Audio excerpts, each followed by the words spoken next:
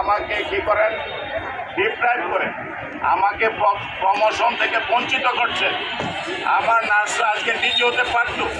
আপনারা যদি যথাসময়ে আমাদেরকে প্রমোশন দিতেন তাহলে আমার নার্সরা আজকে তাদের ধারা মোতাবেক আজকে ডিজি নার্সিং হতে পারত, তারা পরিচালক হতে পারত, তারা উপপরিচালক হতে পারত, তারা সহকারী পরিচালক হতে পারত, তারা অধ্যাপক হতে পারত, তারা সহযোগী অধ্যাপক হতে পারত, তারা সহকারী অধ্যাপক হতে পারত, তারা লেকচারার হতে পারত।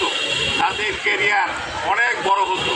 আজকে এই যে ঢাকা মেডিকেল কলেজ হাসপাতাল, এখানে আপনি দিচ্ছেন নার্সিং সুপারিনটেন্ডেন্ট একটি প্রথম শ্রেণীর কর্মকর্তা, সেটিও আপনারা লেখেন নিজ বেতনে। কেন আমাদের পদোন্নতি দিতে অসুবিধা কোথায় আপনার?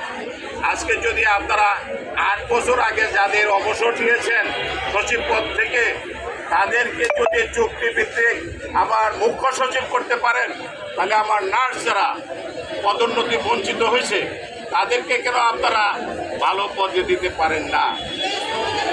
আপনারা আমাদেরকে দিয়ে দেখেন আমরা আমাদের প্রশাসন চালাইতে পারি কিনা, এবং আপনাদের চেয়ে আরো ভালো করে চালাতে পারি কিনা সেইটা দেখেন। আমরা হাসপাতালে ভালো সার্ভিস দিতে পারি কিনা আপনারা সেটা দেখেন। হাসপাতালে রোগীদের উন্নত সেবা দিতে পারি কিনা আপনারা সেটা দেখেন। আমরা নার্সিংয়ের আমূল পরিবর্তন করতে পারবো। আমাদের